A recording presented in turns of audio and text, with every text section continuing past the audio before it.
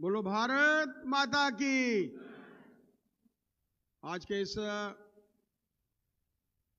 कार्यक्रम की अध्यक्षता करते हुए हमारे मध्य में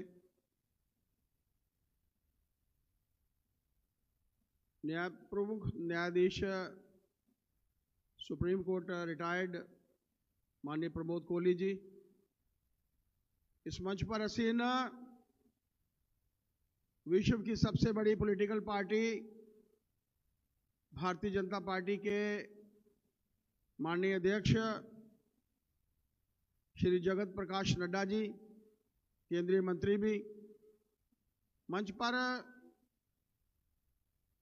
मोहन सिंह जी हमारे पद्मश्री, सुरेंद्र सिंह जी एसजीपीसी पूर्व अध्यक्ष और बार के अध्यक्ष, नीरज जी, और ये जो कार्यक्रम आज इनके माध्यम से ये संपन्न हो रहा है, जिसमें सभी प्रदेश भर से सभी इंटेलेक्चुअल लोग, सभी ऐसे ऐसे शोबों से संबंधित लोग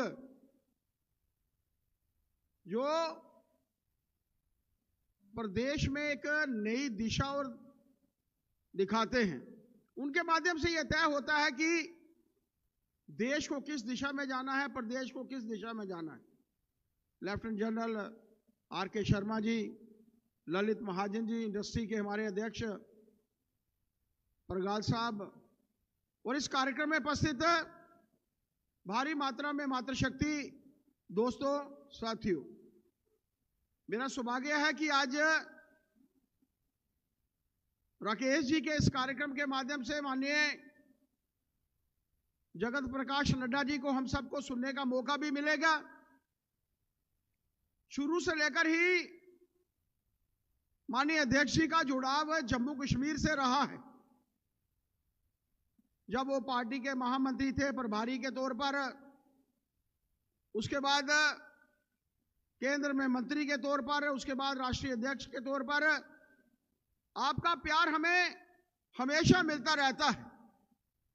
और जितना कार्य मेरा मानना है कि जम्मू कश्मीर के लिए, मुझे आज मैं माननीय नड्डा जी के साथ एक कार्यक्रम में जा रहा था, एक फ्लाईओवर के ऊपर थे, आपने मुझसे पूछा कि इस फ्लाईओवर को बने हुए कितना समय हुआ है, तो मैंने कहा कि ये वही फ्लाईओवर है जिसका एक डेपुटेशन हम सभी सीनियर लीडर्स आपके पास लेकर आए थे, तो आप हमें गडकरी जी के पास लेकर गए थे, और आज उसी पुल के ऊपर मात्र 5 मिनट में हम लोगों ने 6 किलोमीटर का सफर जो था वो तय किया। हम आभार प्रकट करना चाहते हैं माननीय जगत प्रकाश नड्डा जी का, क्योंकि कभी भी हमें कोई भी जम्मू कश्मीर के विषय में अगर कोई दिक्कत आती थी, कोई प्रॉब्लम आती थी, या हमें लगता था कि हम लोग पहुंच नहीं पाएंगे, मात्र टेलीफोन पर से वो कार्य हम लोगों के पूर्ण होते थे। इसके लिए मैं माननीय अध्यक्ष जी का आभार प्रकट करना चाहता हूं।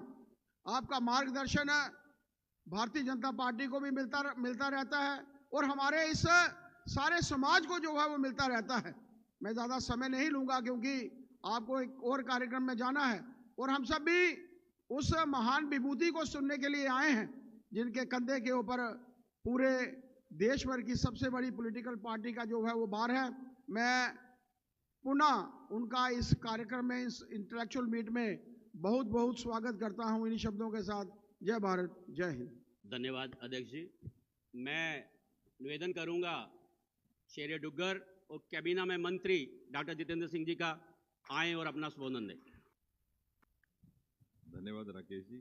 समय का अभाव था तो इसलिए मैं हमारे बीच में भारत सरकार के स्वास्थ्य मंत्री और विश्व के सबसे बड़े राजनीतिक दल के अध्यक्ष आदरणीय नड्डा जी, जस्टिस कोहली साहब, हमारे कार्यकारी अध्यक्ष सत्य शर्मा जी, यहाँ पर मंच पर बैठे हुए महानुभाव पद्मश्री मोहन सिंह जी, लेफ्टिनेंट जनरल शर्मा साहब, और इस जम्मू नगरी के सभी वरिष्ठ महानुभाव नागरिक, हम और आप हम सब नड्डा जी को सुनने के लिए आए हैं, इसलिए बहुत ज़्यादा समय नहीं लूँगा। केवल इतना कहना है कि नड्डा जी के आयोजन में ही इस तरह का कार्यक्रम हो सकता था। और वो इसलिए कि ये जम्मू से भली भांति परिचित हैं और जम्मू वाले इनसे परिचित हैं। और मुझे याद नहीं आता कि कितने बरस गुजर गए जब से इनका आना जाना जम्मू में रहता था। जब ये हिमाचल में थे तो तब भी ये हमारे पालक बन करके, कभी प्रभारी बन करके हमारा मार्गदर्शन करने यहाँ रहते थे। चुनाव में या कोई आंदोलन होता तो तब भी इनको, आतंक के दिनों में हम इनको यहाँ पर निमंत्रित करते और कभी इन्होंने हमें निराश नहीं किया। फिर जब ये केंद्र में चले गए और राष्ट्रीय महामंत्री बने तो जम्मू कश्मीर की जिम्मेवारी देखने लगे। उन दिनों पार्टी में साधनों का अभाव था। इतने बड़े सभागृह में कार्यक्रम जैसे राकेश जी कर रहे नहीं होता था।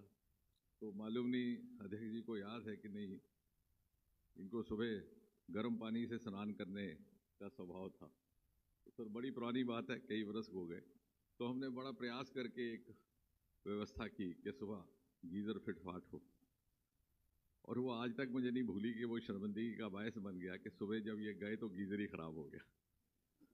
यानी कहने का तात्पर्य कि इतना लंबा जर्नी रहा है भारतीय जनता पार्टी का, इस संगठन का, कि कार्यकारिणी जहाँ फर्श पर बैठ कर के होती थी आज इन होटलों में।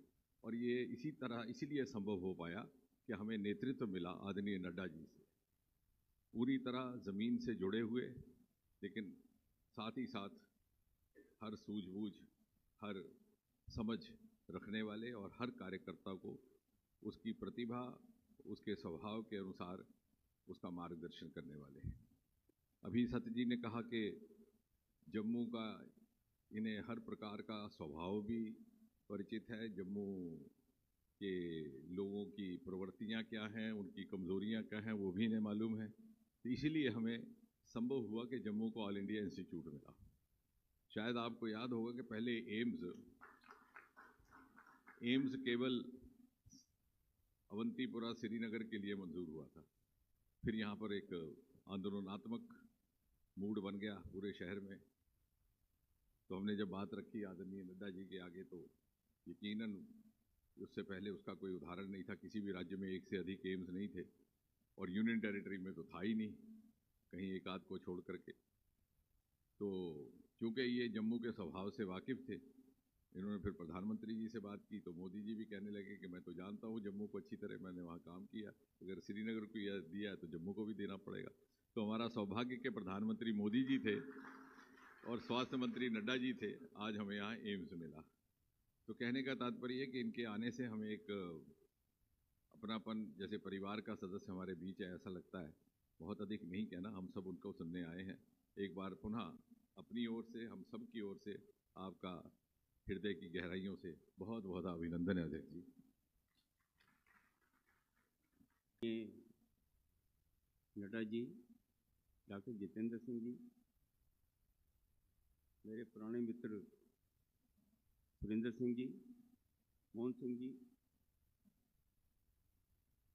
व महानुभाव जो मेरे सामने बैठे हैं, बड़ी मुद्दत के बाद मुझे कितने ही जाने पहचाने चेहरे नज़र आ रहे हैं, क्योंकि मैं भी कुछ सालों से जम्मू में कम रहता हूँ, इसलिए मुलाकात नहीं हो पाई। लेकिन मुझे आज भी लग रहा है कि इन लोगों के साथ मैंने कितना समय गुजारा है। साथियों, ये इलेक्शन का दौर है, आप सभी जानते हैं, और ये इलेक्शन जम्मू कश्मीर के लिए बड़ी महत्वपूर्ण है। जैसे कि आप सब जानते हैं कि जम्मू रीजन ने जितने भी पॉपुलर सरकारें यहाँ बनी, हमेशा सफ़र किया।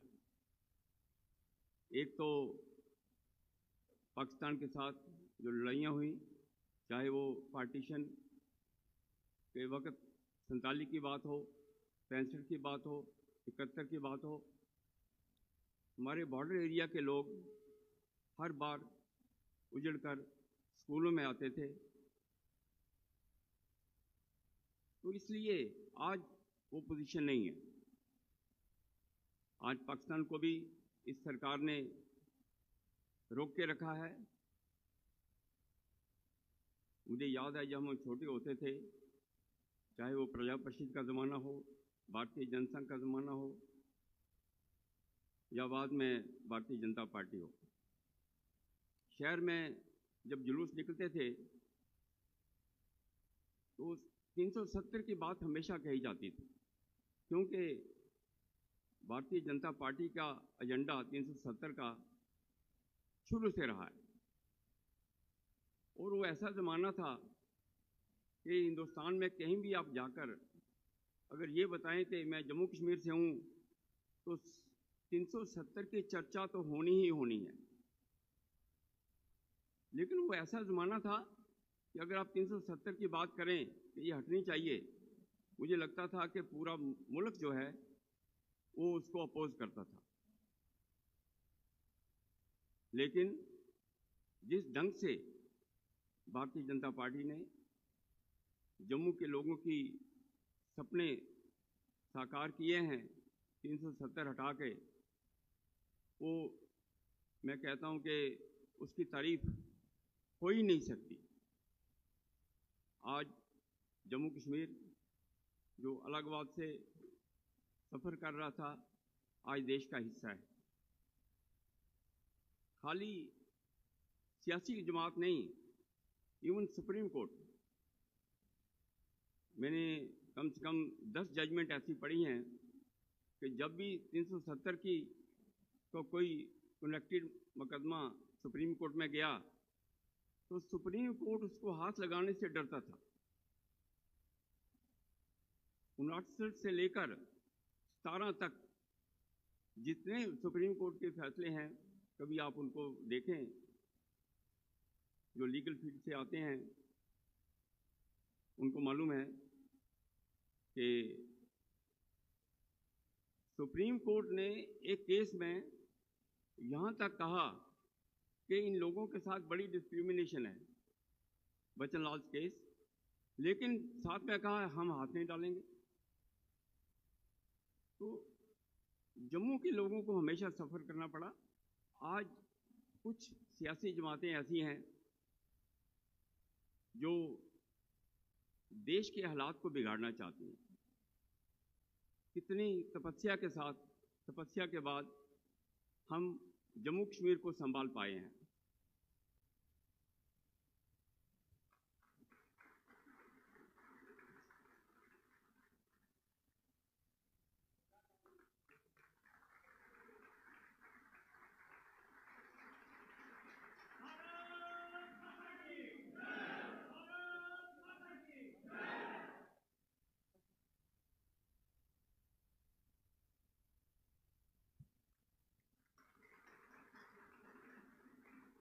स्थित हमारे भारतीय जनता पार्टी के कार्यकारी अध्यक्ष श्री सत शर्मा जी, कार्यक्रम में हमारे अध्यक्षता कर रहे सम्माननीय प्रमोद कोहली जी जो पूर्व मुख्य न्यायाधीश हैं, भारत सरकार में मंत्री और मेरे वरिष्ठ साथी डॉक्टर जितेंद्र सिंह जी, हमारे मंच पर उपस्थित पद्मश्री श्री मोहन सिंह जी, हमारे बार एसोसिएशन के पूर्व अध्यक्ष सम्माननीय सरदार सुरेंद्र सिंह जी, हमारे लेफ्टिनेंट जनरल श्री आर के शर्मा जी, ललित महाजन जी चेयरमैन इंडस्ट्री फेडरेशन के, श्री राकेश महाजन जी, हमारे इंचार्ज सभी सेल्स के और हमारे ट्रेड सेल के कन्वीनर नीरज जी, सम्मानित मंच, वाइस चांसलर साहब यहाँ उपस्थित हैं, बाकी सभी वरिष्ठ लोग यहाँ उपस्थित हैं,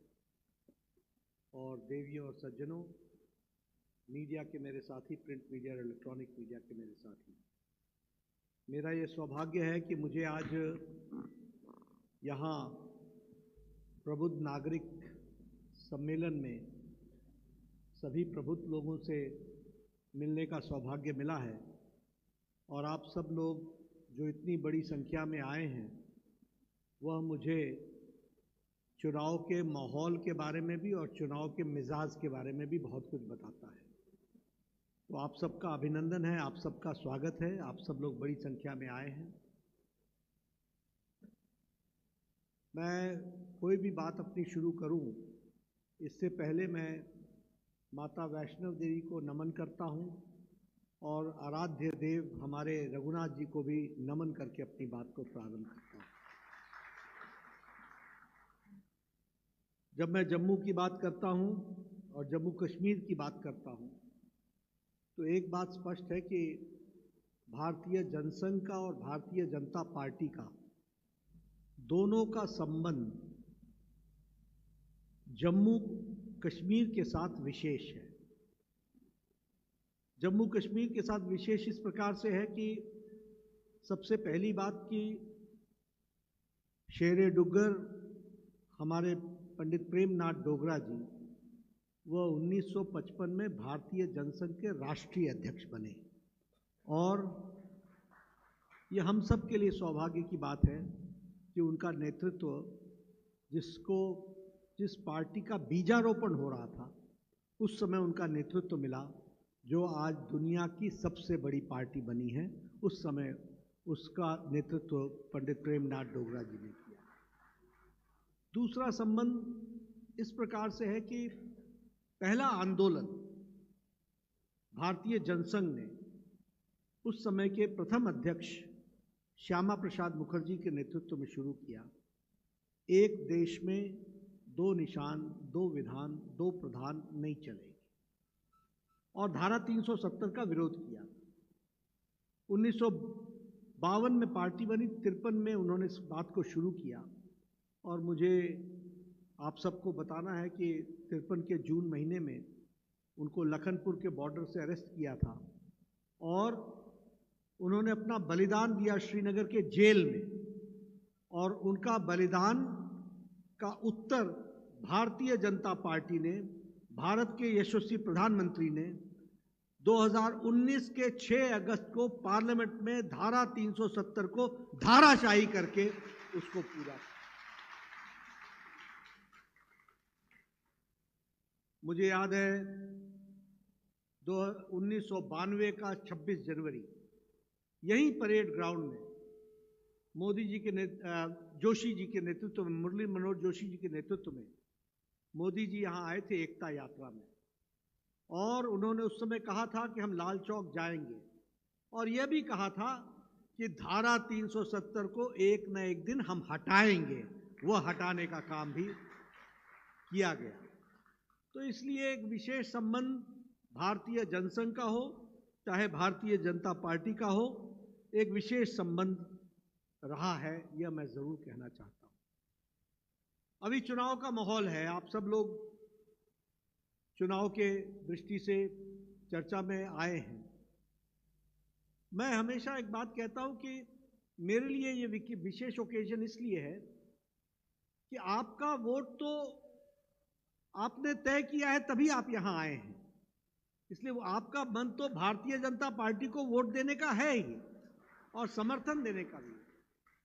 लेकिन मैं ज्यादा खुश इसलिए हूं क्योंकि आप सिर्फ एक वोट के मालिक नहीं हैं, आप समाज के लीडर्स हैं।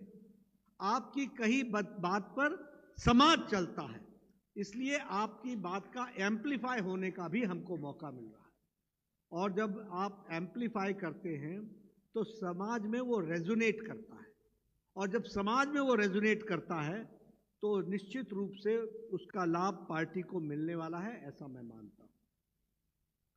एक बात मैं कहना चाहूंगा, कई बार हम राजनीति को साधारण तौर पर जब देखते हैं तो हम कहते हैं कि ठीक है, भारतीय जनता पार्टी को आना चाहिए, भारतीय जनता पार्टी जीतनी चाहिए, भारतीय जनता पार्टी को समर्थन मिलना चाहिए।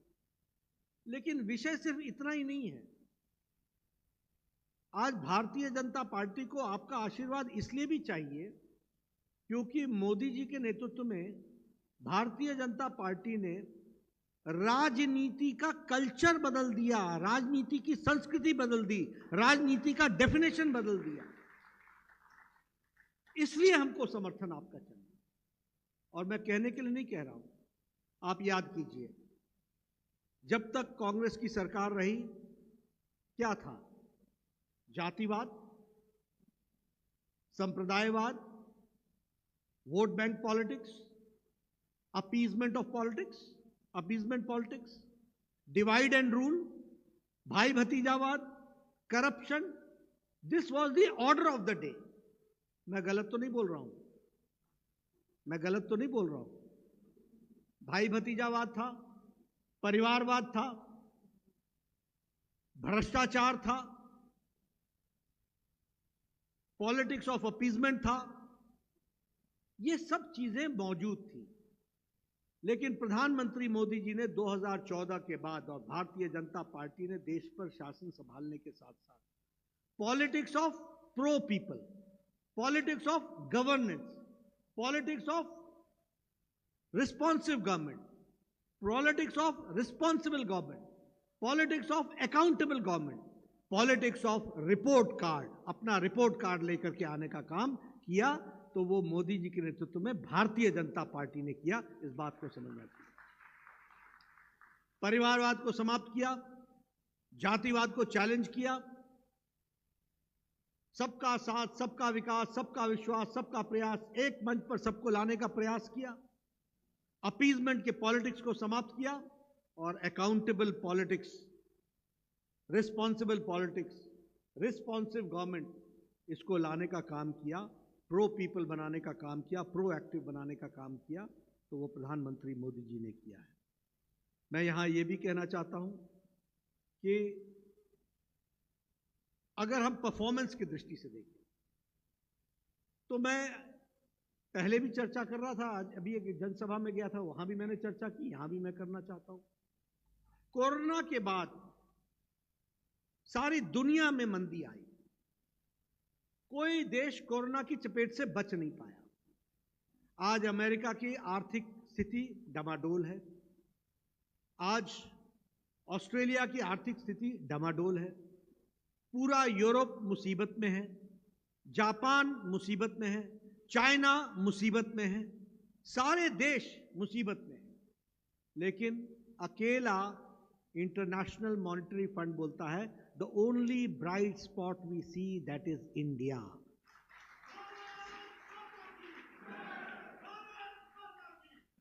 The only bright spot.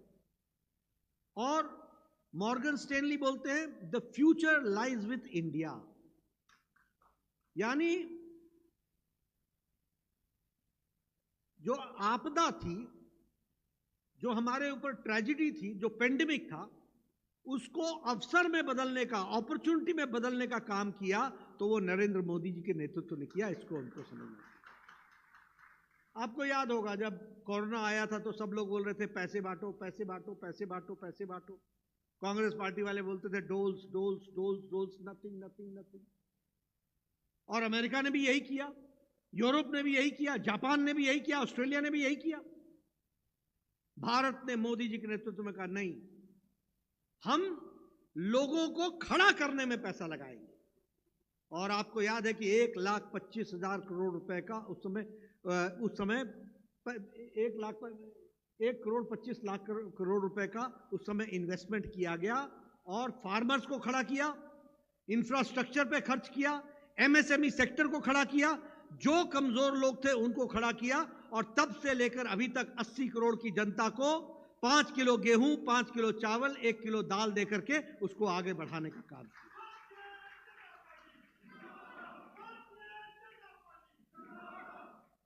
तो आप देखेंगे हम लोगों ने इन्फ्लेशन को कंट्रोल में रखा, जो ग्रोथ रेट थी उसको बढ़ाने का प्रयास किया। और उसी तरीके से अगर हम देखें कि इस सारे चेंज में जो नेतृत्व का रोल था वो बहुत बड़ा था, जिसको आगे उन्होंने बढ़ाने का काम किया। डोमेस्टिक इन्वेस्टमेंट में फोकस किया, मैन्युफैक्चरिंग सेक्टर पर फोकस किया। और आज हम ये कह सकते हैं, और आपके साथ हम आज 3 ट्रिलियन से ज़्यादा बड़ी इकॉनमी बन गए। हम 11वें नंबर पर खड़े थे ना, 11th पोजीशन था हमारा। और हम एक ही छलांग में मोदी जी के नेतृत्व में, जिस इंग्लैंड ने हमें 200 साल राज किया, उसको पछाड़ करके now India is the 5th largest economy in the world. और मैं आपको बताना चाहता हूं, वेट फॉर द टाइम। आपने मोदी जी को तीसरी बार प्रधानमंत्री बनाया है। इसी टर्म में मोदी जी के नेतृत्व में भारत तीसरे नंबर की अर्थव्यवस्था बन जाएगा, थर्ड लार्जेस्ट इकोनॉमी भारत बन जाएगा। इसको भी ध्यान रखिए। आज इलेक्ट्रॉनिक्स में हमारा एक्सपोर्ट 4 गुना बढ़ गया है। हमारा इलेक्ट्रॉनिक्स मैन्युफैक्चरिंग में हमारा 4 टाइम हम बढ़ चुके हैं। डिफेंस एक्सपोर्ट्स हम 21,000 करोड़ रुपए का कर रहे हैं। स्टील मैन्युफैक्चरिंग में हम चौथे नंबर पर थे, आज हम दूसरे नंबर पर आ गए हैं। ऑटोमोबाइल मार्केट में भारत आज तीसरे नंबर पर खड़ा है और हमने ऑटोमोबाइल मार्केट में जापान को पछाड़ दिया, जो इंडस्ट्री ऑटोमोबाइल के लिए जानी जाती थी। We have overtaken Japan. अब आप बताइए, ऑटोमोबाइल मार्केट का मतलब ये होता है जब लोगों के जेब में पैसा होगा तभी गाड़ी खरीदेगा ना, तभी मोटरसाइकिल खरीदेगा ना, तभी ऑटोमोबाइल खरीदेगा ना। So now we are the third largest market, this we have to understand. मैं कई बार कहता हूं, पीछे भी अभी मैं जिस फंक्शन में गया था वहां मैंने कहा, आप सबके पास मोबाइल है। 10 साल पहले आपके मोबाइल पे लिखा होता था मेड इन चाइना, बड़े गौरव से आप लेके घूमते थे। Made in Taiwan, made in Indonesia, made in Japan, made in Australia, ये आपके मोबाइल पर लिखा रहता था। आज आप सबको अपना मोबाइल उठा करके देखिए, एप्पल का फोन भी आज मेड इन इंडिया है। 97% of mobiles are being manufactured in India. 10 years before, 92% of mobiles were exported, were imported. वो हम इंपोर्ट करते थे, आज वो भारत बना रहा है। इसको भी हमको समझना चाहिए। आज दुनिया में सबसे चीप और सबसे इफेक्टिव मेडिसिन अगर कोई बना रहा है और दुनिया को दे रहा है तो वो भारत दे रहा है। इस बात को भी हमको समझना चाहिए। We are the most effective medicine we are giving and most cheapest दुनिया को। मैं आपको बताना चाहता हूं, ये HIV एड्स, अगर भारत ने HIV एड्स की दवा नहीं बनाई होती, अफ्रीका मुसीबत में होता, सारा अफ्रीका मुसीबत में होता। लेकिन मानवता का इतना बड़ा काम भारत ने किया है और आज हम मैन्युफैक्चरिंग में दुनिया। कोरोना में आप देखिए, मैं स्वास्थ्य मंत्री हूं, मुझे 2 बार स्वास्थ्य मंत्री बनने का सौभाग्य मिला। इस देश में टेटनस की दवा को आने में 28 साल लग गए। इस देश में ट्यूबरक्लोसिस की दवा को आने में 28 से 30 साल लग गए।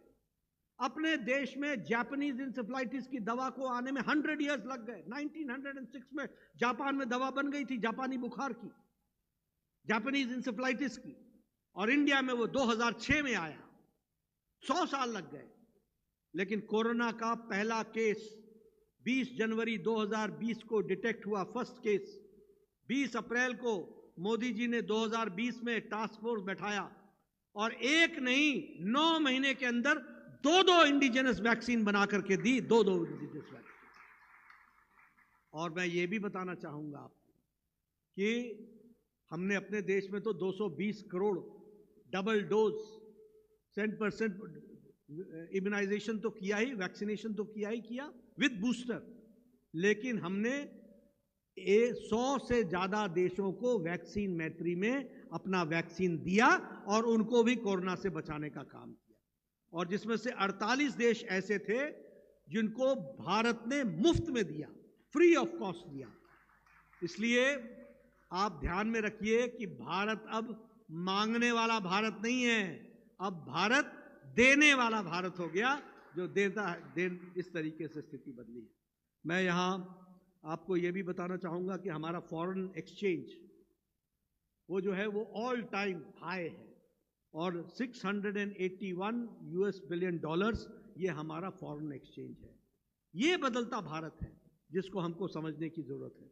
और अगर मैं बात करूं जैम की, जनधन योजना, आधार और मोबाइल, आज 55 करोड़ लोग हमारे अकाउंट होल्डर्स हो गए, 55 करोड़। और 55 करोड़ का मतलब ये होता है कि लगभग मोर देन यूरोपियन यूनियन के पॉपुलेशन से जिनको जोड़ने का काम किया है और उनको हम लोग आगे लाने का काम हमने किया है। अब देखिए, मैं सिर्फ आपके ध्यान के लिए लाना चाहता हूं, जब मोदी जी ने मोबाइल और आधार के साथ जन आधार, ये इसको जोड़ा अपने अकाउंट होल्डर्स को, और सीधा पैसा उनको देना शुरू किया, स्ट्रेट डायरेक्ट। उसका फायदा ये हुआ कि 25 करोड़ बहनों को कोरोना के दौरान 500 रुपए सीधा अकाउंट उनके खाते में गया। ये परिवर्तन आया है। लेकिन मैं यहां ये भी आपको बताना चाहता हूं, याद करिए, आप भूल गए होंगे, कांग्रेसी क्या बोलते थे, भारत में तो इंटरनेट चलता ही नहीं है, मोबाइल तो अनपढ़ चलाता ही नहीं है, ये जनधन योजना कैसे चलेगी, ये मोबाइल से कैसे होगा काम। बोलते थे कि नहीं बोलते थे? बोलते थे कि नहीं? आज आप मार्केट में जाओ, किसी गांव में सब्जी वाला भी क्यूआर कोड से पेमेंट लेता है, सब्जी वाला भी क्यूआर कोड से पेमेंट लेता है। इसके सामर्थ्य को पहुंचाने का, पहचानने का काम किया था तो प्रधानमंत्री मोदी जी ने किया। आज 6 करोड़ 94 लाख ब्रॉडबैंड यूजर्स हो गए। इसको भी हमको समझ लेना चाहिए और इसको हमको ध्यान में रखना चाहिए। मैं यहां यह भी आपको बताना चाहता हूं कि आज दुनिया में भी भारत की छवि में परिवर्तन आया है, दुनिया में। अब आपके सामने देखिए, पाकिस्तान से बॉर्डर आपका लगता है, हम सबका लगता है, और बार बार पाकिस्तान की चर्चा होती है। मैं अंतर्राष्ट्रीय भाषा में जो पॉलिटिक्स, इंटरनेशनल पॉलिटिक्स की बात करते हैं, और जो इंटरनेशनल पॉलिटिक्स की दृष्टि से जो बात हम डिप्लोमैटिक भाषा में कहते हैं, वो डिप्लोमैटिक भाषा में आज से 10 साल पहले सारी दुनिया जब भी बात करती थी, India and Pakistan, India and Pakistan. और अगर आपको याद होगा तो कोई भी इंटरनेशनल लीडर आता था तो या तो वो पहले पाकिस्तान लैंड करता था, फिर इंडिया आता था, या इंडिया से जाते समय पाकिस्तान होकर के जाता था। जैसे उसने बराबरी में देखा था, इंडिया एंड पाकिस्तान।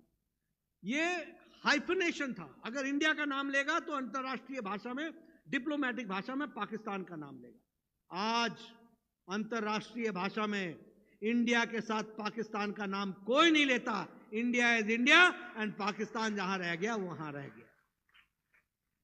पहले मनमोहन सिंह जाते थे अमेरिका, क्या बात करते थे? टेररिज्म, इसी की बात करते थे। पड़ोस में मुसीबत है, पाकिस्तान हमको तंग कर रहा है। आज मोदी जी जाते हैं विदेश में और अमेरिका में, तो आज क्या बात करते हैं? आज बात करते हैं भारत के साथ व्यापार की, आज बात करते हैं सेमीकंडक्टर्स की, आज बात करते हैं टेक्निकल नो हाउ की, आज बात करते हैं स्पेस एरिया में हम लोग मिलकर के कैसे आगे बढ़ सकते हैं, इसकी बात करते हैं। और आज पाकिस्तान कहां रह गया? प्रधानमंत्री मोदी जी क्वाड की बैठक में बाइडेन के सामने बैठ करके भारत और मानवता के पक्ष को कहते हैं। यह परिस्थिति आकर के खड़ी है। इसलिए अंतर्राष्ट्रीय जगत में अगर हम बात करें तो बहुत बड़ा फर्क हम लोगों को देखने को मिला है और जानने को मिला है। G20 हुआ यहां पर, आपने देखा, सब आपके आंखों के सामने था, दुनिया भर के नेता आए थे। लेकिन G20 पहले कभी कोई हमारे यहां कार्यक्रम होता था तो वो नई दिल्ली तक सीमित हो जाता था, लेकिन प्रधानमंत्री मोदी जी ने G20 को देश का इवेंट बना दिया।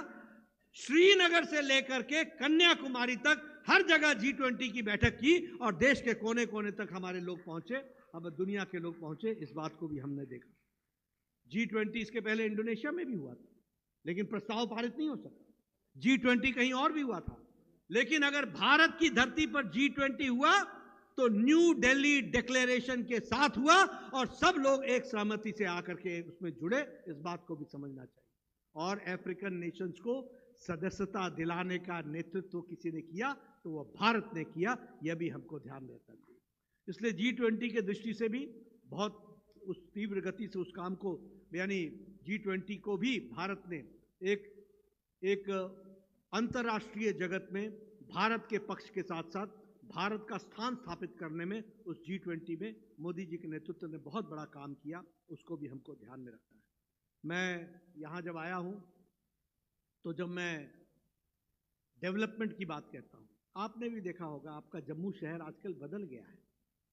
मुझे पहले जब मैं जम्मू आता था तो पहले मैं त्रिकुटा नगर के चौक के जाम में फंसता था, फिर बचता बचता निकलता था तो आगे महाराजा हरि सिंह जी की मूर्ति के सामने, वहां जाम में फंसता था। उससे निकल जाता था तो पंडित प्रेमनाथ जी का जो चौक है वहां जाकर के हम फंसते थे। अब आप हो चाहे हम हो, चाहे रेलवे स्टेशन से आओ चाहे एयरपोर्ट से आओ, आपको पता ही नहीं चलता कि तवी नदी हम कब क्रॉस कर गए और कब हम शहर में पहुंच गए, कौन सा एलिवेटेड रोड पकड़ा और कौन से एलिवेटेड रोड से हम उतरे, आपको पता ही नहीं चलता। बस स्टैंड आपको दिखता ही नहीं है, आप ऊपर ऊपर से ही निकल जाते हो। यह डेवलपमेंट की कहानी हमको देखने को मिली है। और मैं ये कहना चाहूंगा कि नेशनल हाईवेज में इन्वेस्टमेंट में 60% यहां पर इन्वेस्टमेंट हुआ है। आज 74 एयरपोर्ट्स 10 साल के अंदर तैयार हुए हैं। पहले 74 एयरपोर्ट थे, आज मोर देन 150 एयरपोर्ट्स बनकर के तैयार हो गए। ये भी हमको ध्यान है। 3.8 लाख किलोमीटर का रूरल रोड्स बना है। इस तरीके से विकास हुआ है। आप बताइए, आपके यहां all India institute of medical sciences पहुंचा कि नहीं पहुंचा? मिला कि नहीं मिला? जरा जोर से बोल दीजिए अगर मिला तो। इंडियन इंस्टीट्यूट ऑफ मैनेजमेंट मिला कि नहीं मिला? Indian institute of technology Jammu पहुंची कि नहीं पहुंची? यही जम्मू शहर हर दिन स्ट्राइक के लिए जाना जाता था। कोई घटना श्रीनगर में घटती थी और स्ट्राइक जम्मू में होती थी। आज IIM आपके पास, इंडियन इंस्टीट्यूट ऑफ टेक्नोलॉजी आपके पास, all India institute of medical sciences आपके पास, 12 मेडिकल कॉलेजेस आपको दिए हैं। आपकी सीट, मेडिकल सीट्स 500 थी, आज 2000 मेडिकल सीट्स हो गई है और आगे चल करके 2500 हो जाएंगी। इस बात को भी आप ध्यान में रखिए। हम और जितेंद्र सिंह जी ने आपके कठुआ के पास वहां पर भी मेडिकल कॉलेज खोला। 2 जगह आप मुझे शिलान्यास के लिए ले गए, लेकिन 12 मेडिकल कॉलेज खोले गए। इसको भी हमको ध्यान में रखना चाहिए। नई एजुकेशन पॉलिसी दी गई। साइंस का विद्यार्थी म्यूजिक नहीं ले सकता, साइंस का विद्यार्थी आर्ट्स नहीं पढ़ सकता। आज फ्लेक्सिबल एजुकेशन पॉलिसी बनी है, दुनिया ने एक्सेप्ट किया है। आज हमारी एजुकेशन पॉलिसी अपनी मातृभाषा में पढ़ने का मीडियम ऑफ इंस्ट्रक्शन के रूप में तय हुआ है। आज नेशनल एलिजिबिलिटी एंट्रेंस टेस्ट में डॉक्टर अब गांव का बच्चा पढ़ करके निकल रहा है, क्योंकि 13 भाषाओं में नीट की परीक्षा होती है, इसलिए गांव का बच्चा डॉक्टर बनने के लिए तैयार हो गया। इस बात को हमको ध्यान में रखना चाहिए और ये नई एजुकेशन पॉलिसी को लाने का काम किया गया। उसी तरीके से हम देखें अगर, और विकास की दृष्टि से GST से टैक्स रिफॉर्म्स लाए गए और टैक्स पेयर्स ऑनेस्ट रूप में देखा जाए, इस बात का भी प्रयास किया गया। अभी 100 दिन हमारे तीसरी टर्म के गुजरे हैं। 3 करोड़ मकान बनाने का सैंक्शन, ताकि कोई गरीब व्यक्ति कोई बगैर कच्चे छत में ना रहे, उसको पक्का छत मिल सके। इसके लिए 3 करोड़ लोगों को आवास योजना में मोदी जी ने घर सैंक्शन की। ये प्रथम 100 दिनों में कर करके दिया है। उसी तरीके से हमारे अगर देखें कि किसान सम्मान निधि में 17th इंस्टॉलमेंट दिया गया है और 17th इंस्टॉलमेंट में देने के कारण 3.6 लाख करोड़ रुपए आज किसानों के खाते में चले गए हैं। और अभी आपको हम साल का 6000 दे रहे हैं। आप फिर से जम्मू कश्मीर में हमारी सरकार बनाएंगे, इसके बाद साल का 10,000 रुपए आपको मिलेगा। उस बात की भी उसको भी हम व्यवस्था करके करेंगे। आपको जानकर के खुशी होगी कि 100 दिनों के अंदर ही हम लोगों ने, प्रधानमंत्री मोदी जी ने आपके यहाँ हम सब के बीच में 70 साल से ऊपर का कोई भी व्यक्ति, किसी भी जाति का, किसी भी समुदाय का, किसी भी आमदनी का, अमीर हो या गरीब, सबको 70 साल से ऊपर के लोगों को 5 लाख रुपए का हेल्थ कवर दिया जाएगा। 5 लाख रुपए का हेल्थ कवर दिया जाएगा। लगभग 6 करोड़ लोग इसमें जुड़ेंगे। आज 55 करोड़ लोग जुड़ गए हैं। 55 करोड़ लोगों को 5 लाख रुपए का हेल्थ कवर मिल रहा है। लेकिन अब 70 साल से ऊपर के लोगों को 5 लाख रुपए का आयुष्मान भारत के तहत कार्ड मिलेगा। और एक बात और सुन लीजिए कि जिनको आयुष्मान का सुविधा मिल रही है, उनको 5 लाख रुपए का बुजुर्गों के लिए अलग से टॉपअप मिलेगा। उनके 5 लाख अलग से होंगे। और जिसको आयुष्मान भारत नहीं मिलता है, उनके घर में भी बुजुर्गों के लिए अलग से 5 लाख रुपए की व्यवस्था की जाएगी। MSP में इजाफा किया गया। उसी तरीके से 15 वंदे भारत ट्रेन चलाई गई। 12 नई स्मार्ट सिटी बनाने का काम किया। इंफ्रास्ट्रक्चर में 13 लाख करोड़ रुपए खर्च किए गए और पिछले 100 दिनों में 15 लाख करोड़ रुपए के स्कीम्स को सैंक्शन दिया गया है। ये 100 दिनों के अंदर मोदी जी ने करके दिखाया है, वो हम सबके ध्यान में है। अगर मैं जम्मू कश्मीर की बात करूं, आप सब लोग बुद्धिजीवी लोग हैं, आपके ध्यान में आना चाहिए कि आपकी जीडीपी 2018 में 1.6 लाख थी, यानी 1,60,000 थी। आज जम्मू कश्मीर की जीडीपी 2,64,000 हो गई, नियरली डबल। और उसी तरीके से आज जम्मू कश्मीर में 2 करोड़ से ज्यादा टूरिस्ट आ रहा है, 2 करोड़ से ज्यादा सालाना। और उसी तरीके से अगर हम देखें तो रूरल रोड्स का कंस्ट्रक्शन जो पहले 3,000 था, वो अब बढ़ करके 19,000 किलोमीटर आज रूरल रोड्स जम्मू कश्मीर में बन रहे हैं। 19,000 किलोमीटर बन रहे हैं, उसको भी आप ध्यान में रखिएगा। और उसी तरीके से रेल कनेक्टिविटी में आज श्रीनगर जुड़ गया, यानी बारामूला से लेकर और या श्रीनगर से लेकर कन्याकुमारी तक अब जो ट्रेन है वो चलेगी। और कश्मीर से कन्याकुमारी को सही रूप में जोड़ने का काम किया तो प्रधानमंत्री मोदी जी ने किया। चेनाब पर ब्रिज बनना था, यूपीए ने दबा करके रखा था, वो चेनाब पर ब्रिज नहीं बन रहा था, अटल जी ने सैंक्शन किया था, लेकिन कोई काम नहीं हुआ। मोदी जी की सरकार आई, उस फाइल को निकाला गया, सैंक्शन दिया गया। आज एशिया का सबसे ऊंचा ब्रिज, आज चेनाब का ब्रिज, वो जम्मू कश्मीर की शान बनकर के खड़ा हो गया और रेल कनेक्टिविटी को आगे बढ़ाया गया। आज वंदे भारत ट्रेन दिल्ली कटरा, दिल्ली से कटरा तक, उसको भी आगे करने का काम किया गया है। जैसा मैंने बताया कि बारामूला, श्रीनगर, बनिहाल और संगलदांव सेक्शन 185 किलोमीटर्स का, यह भी पूरा इलेक्ट्रीफाइड कर दिया गया है और विकास के दृष्टि से जोड़ा गया है। डीडीसी का चुनाव जो सालों से नहीं हो रहा था, वह चुनाव भी कराने का काम किया गया और नौजवानों को नेतृत्व करने के लिए इसको आगे बढ़ाने का काम किया है। ये सारे विकास की नई योजनाओं को बनाया गया है और जम्मू कश्मीर को मुख्य धारा में लाने का प्रयास हुआ है। मैं आपसे एक निवेदन करना चाहता हूं, आप समझिए what is the choice. On one hand there is BJP which is trying to see to it that Jammu Kashmir takes the leap in the development, एक डेवलपमेंट में लंबी छलांग लगाए, और इसीलिए हम इस तरीके से काम को आगे बढ़ा रहे हैं। अगर हमने Indian institute of all India institute of medical sciences Jammu में दिया तो हमने श्रीनगर में भी दिया, हमने IIM दिया, हमने विकास के नए नए आयाम जोड़े। हम श्रीनगर में प्रोजेक्ट्स लगा रहे हैं, हम जम्मू कश्मीर में प्रोजेक्ट्स लगा रहे हैं। ये हमारा कंडी प्रोजेक्ट, शाहपुर कंडी प्रोजेक्ट, ये पाकिस्तान से डर करके शाहपुर कंडी प्रोजेक्ट नहीं बना रहे थे, पाकिस्तान नाराज हो जाएगा, हाथ नहीं लगाते थे। ये मोदी जी ने शाहपुर कंडी का प्रोजेक्ट शुरू किया और आज जम्मू रेंज में और जम्मू रीजन में कोने कोने तक पानी पहुंचेगा, इस बात का प्रयास चल रहा है।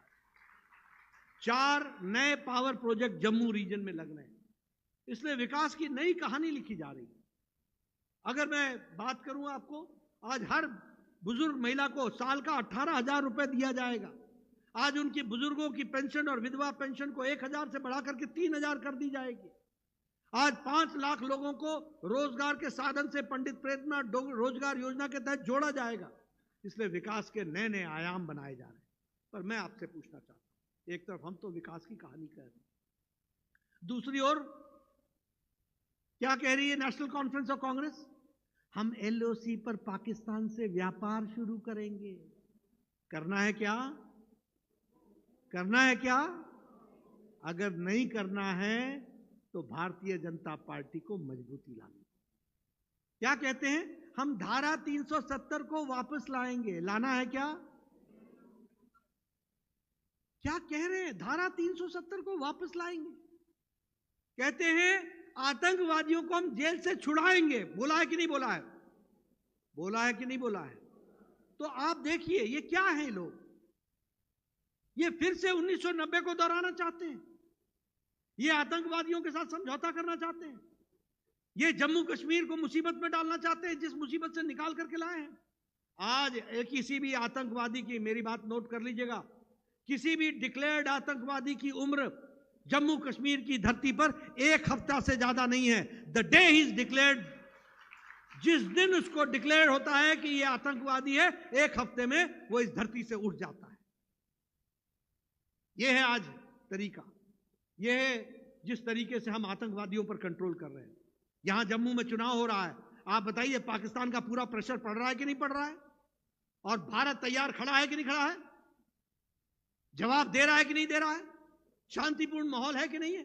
कश्मीर के प्रथम चरण में 60% पोलिंग हो गई, 60%, जहां कश्मीर में और निडर वातावरण में हुआ है, निडर वातावरण में, जहां 8% पोलिंग होती थी, आर्मी पोलिंग कराती थी, ले जाकर के कराती थी, आज 60% पोलिंग हो गई। अभी दूसरे चरण और तीसरे चरण में आप देखिएगा किस तरीके से लोग आगे बढ़ रहे हैं। और ये बोलते हैं हम आतंकवादियों को निमंत्रण देंगे, और इनको सर्टिफिकेट कौन दे रहा है? पाकिस्तान का डिफेंस मिनिस्टर क्या बोलता है कि कांग्रेस और नेशनल कॉन्फ्रेंस के तरीके से हमारी बातों की मौजूदगी वहां हाजिर है। यानी आप पाकिस्तान के एजेंट हैं क्या? आप पाकिस्तान की एजेंटी कर रहे हैं क्या? डिफेंस मिनिस्टर का स्टेटमेंट है कि श्रीनगर में नेशनल कॉन्फ्रेंस और कांग्रेस ये हमारी बातों की मौजूदगी वहां पहुंचा रहे हैं, और अगर पावर में आए तो धारा 370 फिर से वापस आएगी, स्टेटस कोस्ट किया जाएगा। मित्रों, यह चुनाव किसी व्यक्ति का नहीं है, यह चुनाव सिर्फ कमल के निशान का नहीं है, यह चुनाव जम्मू कश्मीर की स्थिरता का है, यह चुनाव देश को मजबूत बनाने का है, यह चुनाव दुनिया देख रही है। और इसलिए मैं आपसे बुद्धिजीवियों से निवेदन करने के लिए आया हूं कि हमको इस बात को साबित भी करना है और इस बात को आगे बढ़ाना है कि हमारा देश मजबूत रहेगा, अखंड रहेगा, ताकतवर रहेगा, और ताकतवर के साथ साथ हम ऐसी जो देशद्रोही ताकतें हैं जो कमजोर करने के लिए उनके एजेंट बनकर के खड़े हैं, इनको मुंह तोड़ जवाब देंगे, और ऐसे लोगों को जवाब देकर के भारतीय जनता पार्टी को, देश को मजबूत बनाने के लिए, प्रदेश को मजबूत बनाने के लिए आप उसका उपयोग करेंगे, ऐसा मैं मानता हूं। आपने शांतिपूर्ण ढंग से मेरी बात सुनी, आपका बहुत बहुत धन्यवाद। जय भारत, जय जम्मू।